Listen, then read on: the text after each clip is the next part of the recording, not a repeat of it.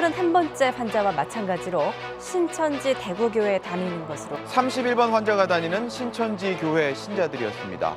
네, 대구에 있는 신천지 교회에서 코로나19 감염자가 무더기로 나오면서 더 나아가 확진자가 대거 나오고 있는 신천지 같은 조직 자체를 강제로 조사하고 코로나19 감염자들과 함께 예배를 보면서 접촉한 신천지 신도들은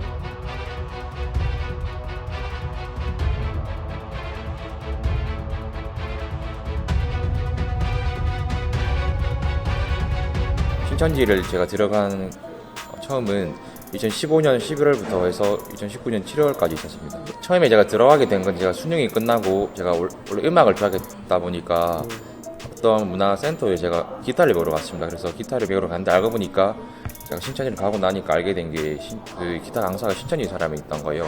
다음 레슨 날에 갑자기 어떤 대학생이 오는 거예요. 경희대학교 작곡가를 지금 재학하고 있는데 지금 잠시 휴학하고 있어서 기타를 배우러 왔다 하더라고요. 고향이 대구라서. 한 번은 그 작곡가를 다닌다는 그 대학생 형이 어떤 공모전에 나가는데 자기가 이제 임의로 만든 그런 곡이 있는데 그 기타 강사 형이랑 저한테 고평가를 좀 부탁을 하는 거예요, 시내에서. 그래서 2회 때는 그 기타 강사 형이 안 오고 어떤 여성분이 또 모르는 분이 오는 거예요. 자기가 이제 선교를 준비하고 있다고 갑자기 그 얘기를 하더라고요. 선교를 나가기 전에 선교 스피치 평가를 받아야 된다 하더라고요. 어떻게 보면 저한테는 바람잡이 그런 역할이었던 것 같아요. 그래서 저도 이제 덩달아서 어차피 수능 끝나고 하는 게 없었으니까 그렇게 이제 도와줬었거든요. 그때 제가 독서 토론을 좋아했었는데 그 정보 수집을 해서 그런 건지 3명이서 한 번은 그 시내에 가가지고 독서 모임체에 한 번은 가입해서 독서 토론을 한번 해보자고 얘기를 하더라고요. 한 10명이서 그게 한두 달 정도를 했었고 그 마니또라는 걸 하게 됐었어요. 호감이 가는 여성분이 있었는데 그분 이름을 적었는데 마니또에 그날 저녁에 바로 연락이 오는 거예요, 그분한테. 그래서 밥을 먹자고 얘기가 나와서 저는 되게 흔쾌히 승낙을 했었고 밥을 거의 매일 먹었거든요. 그러다가 제가 그때 재수를 고민하고 있었기 때문에 재수 얘기를 했었는데 그때 갑자기 본인도 재수를 했었다 얘기를 하면서 재수를 했었을 때 되게 도움을 많이 주셨던 선생님 얘기를 하는 거예요. 그 며칠 뒤에 만나는데 재수 때 많이 도움을 주셨다는 분이 등장을 하는 거예요. 그 상담교사, 진로 컨설턴트 그런 이제 분이라고 소개를 했었거든요, 저한테. 그런 전략을 얼굴 띄우기, 얼띠라고 하거든요. 거기서는 또 우연을 가장한 만남이었고 그 교사라는 분이 저한테 그런 내적인 그런 심리나 아니면 상처 그런 모든 부분을 얘기를 하지 않았는데도 다 집어내는 거예요. 이미 다 미리 수집된 정보를 그쪽에 공유를 해놨기 때문에 신천지에서는 그걸 다 환자 만들기라고 얘기하기를 하거든요. 환자 만들기? 네네. 정신병 환자, 정신환자처를 만드는 거예요. 그러니까 내가 부족하니까 누군가를 의지할 수밖에 없게끔 만드는 거예요. 의지하고자 하는 대상이 보건병 교사, 그 교사 앞에 있는 교사, 그 사람을 수밖에 없게끔 만드는. 어느 날을 저한테 제가 되게 심리적으로 되게 심각하다고, 진짜 너무 심각하다. 그래서 갑자기 영상 상담을 받아야 한다 이야기를 하더라고요. 근데 그때 이제 그런 단어를 처음 들었는데, 그게 휴대폰이 고장나면은 휴대폰을 만드는 그런 서비스 센터에 가듯이 사람이 고장나면은 사람이 만든 사람한테 가야 된다. 근데 그게 누구냐? 하나님. 근데 하나님을 알려면 어떻게 해야 되냐? 성경을 알아야 된다. 성경에 사람의 근본이 있다라고 이야기를 하더라고요. 또 그분 같은 경우는 자기가 이제 연세대 심리대학원을 졸업했다 하더라고요.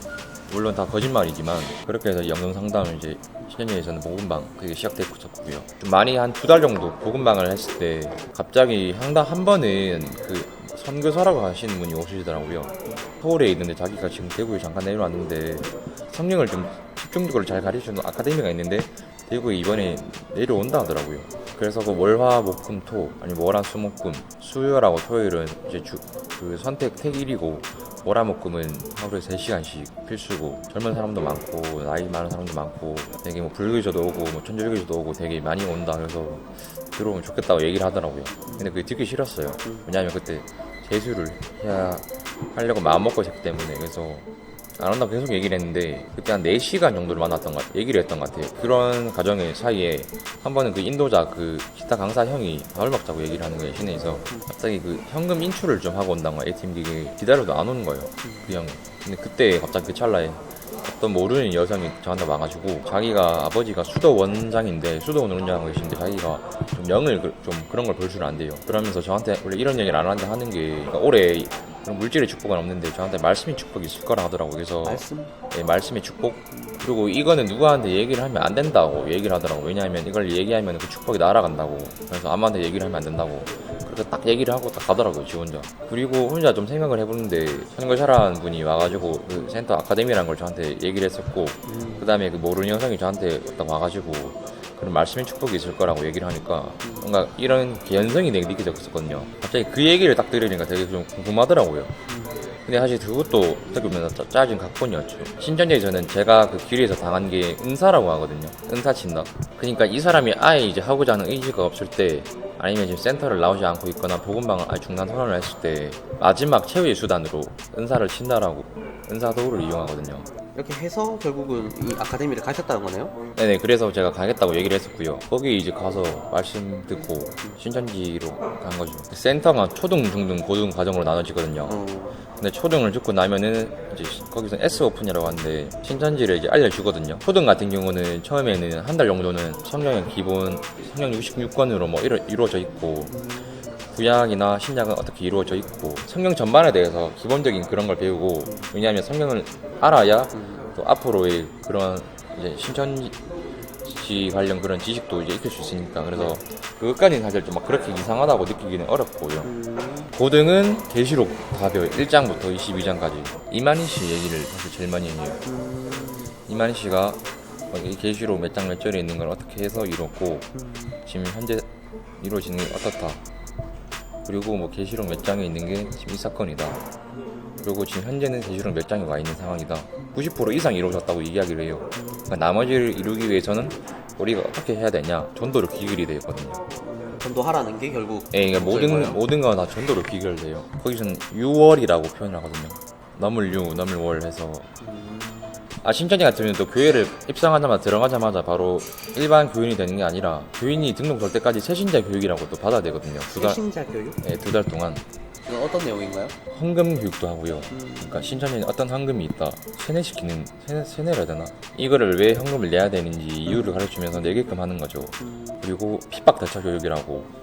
신천지 같은 경우는 가족이나 지인들이 아예 신천지에 다니는 걸 아예 모르잖아요.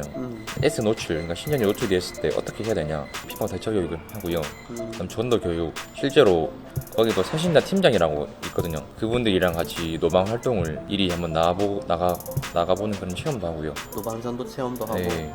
이런 것들을, 그러니까 말 그대로 이제 전도자로서 역할을 할 수 있게 가르쳐 주는 거는. 그러니까 교회에 돈도 내고. 교회 잘 정착할 수 있도록, 그러면 내분 이탈을 방지할 수 있도록 위원회. 군대에 있을 때 일단 제가 친했던 친구가 있었는데 전화를 했는데 안 고쳐서 전화를 한 거예요. 근데 갑자기 휴가 언제 나가냐고 이야기를 하는 거예요. 그래서 이제 뭐 다음 주에 나간다고 얘기를 하니까 만나 가면서, 그러면 그때 보자고 약속 날짜를 먼저 자기가 묻는 거예요. 그래서 약속 날짜를 잡았는데 그 친구가 연락 두절이 된 거예요. 갑자기.